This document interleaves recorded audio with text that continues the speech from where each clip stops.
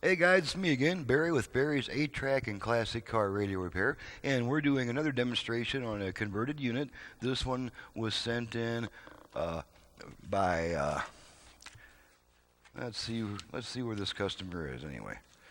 This is from Kelly in Elk, Washington. Washington State, so pretty cool. This is a 1971 Mustang AM 8-track unit. It is now an AM FM 8-track unit with greatly increased audio power. It's got auxiliary inputs, and I've already got the connector plugged into my bench, and everything's all hooked up, and we're just going to give this unit a quick test, make sure everything works before we send it back to the customer. So we'll go ahead and turn this thing on. We are currently set to an FM station. And I see the dial is kind of hard to see with the lighting right now, so we'll go ahead and light up the dial, make sure that works too. And we're just going to go ahead and run this thing across the dial and see how many FM stations we can pick up. I normally get about 20 FM stations after conversion, so let's just see how we do.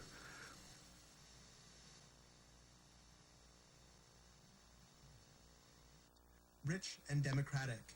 And what that means is we learn how to persuade.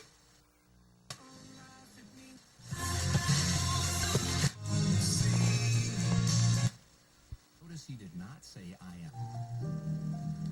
Yeah, you bleed just the good times. So thunder showers likely. Businessmen slowly get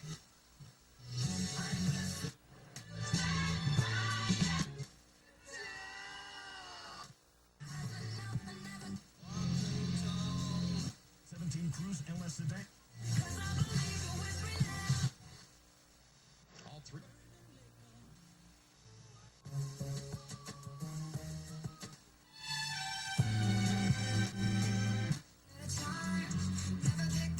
As bright laundry and For that one. But right now, let's do.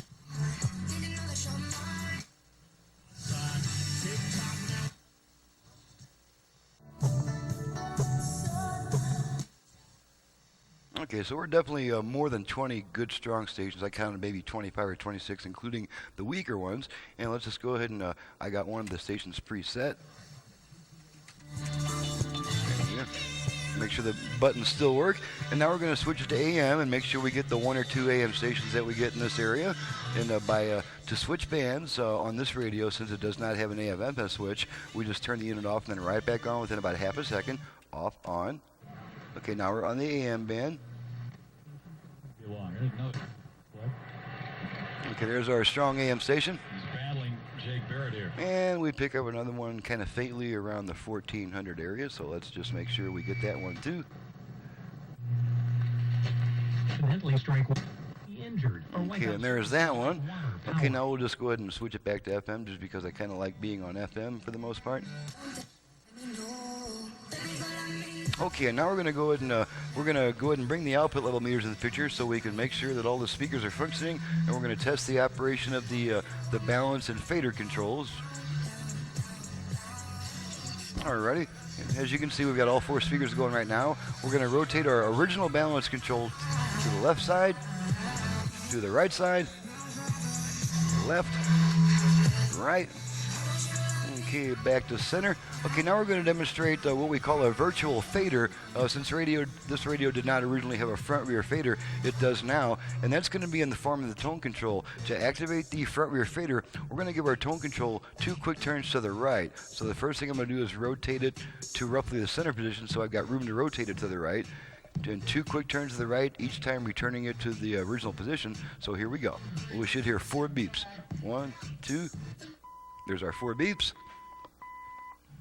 Okay, and now this tone control is adjusting our front to rear balance as a fader control. Front only,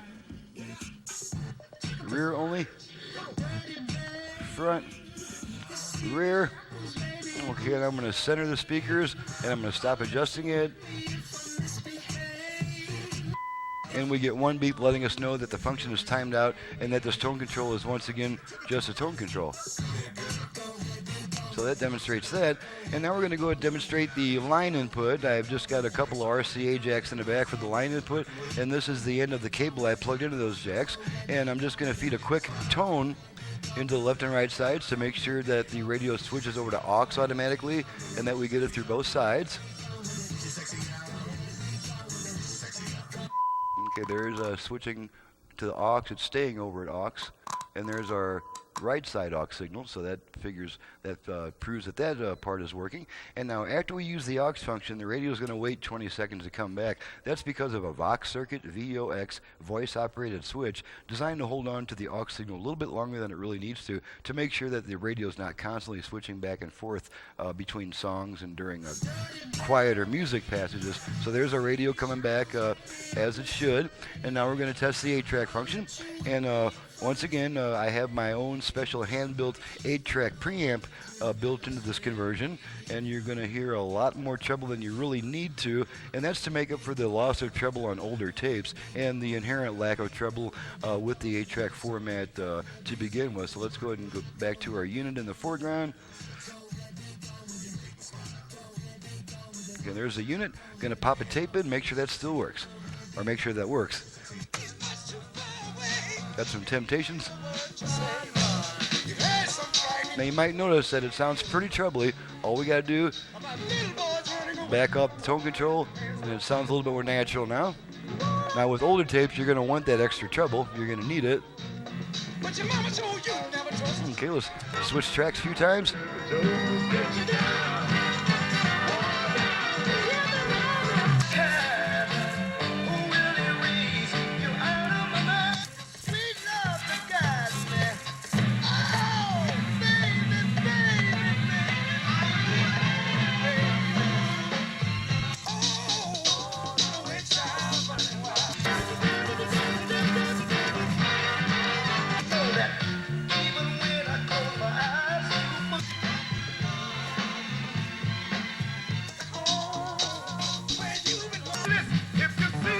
Okay, so now we're going to pull the tape out, and the radio should come back immediately.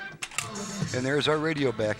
Okay, that completes the test. All the functions are working properly. And one thing that I want to point out here on these Mustang units is the ones that have the tuner push buttons on the top above the 8-track door and the tuning dial.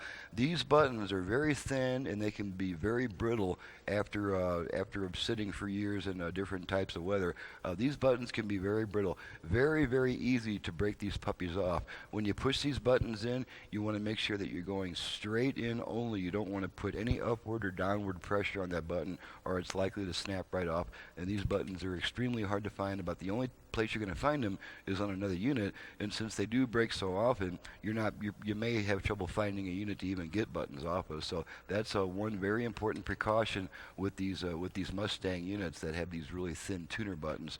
You just want to make sure you're going straight in with no upward or downward pressure whatsoever. Straight in and very carefully. These buttons are very easy to break off. So with that being stated, we're going to go ahead and get out of here so I can get back to work. This is Barry with Barry's 8-track and classic car radio repair. If you have an 8-track unit either for home or for car use in need of service, you can reach me directly at 928-533-9666. Needless to say, I do FM conversions on classic car AM radios, and even if your classic car radio is already AM FM, you can get a heck of a lot more output power by doing a modern conversion on it if you can run new speaker wires to where each speaker has its own independent pair of wires with no grounded speaker wires and no common or shared speaker wires in the system. Once again, this is Barry with Barry's 8-track and classic car radio repair. My website is in the description below. Thank you very much for watching and listening, and we'll see you next time.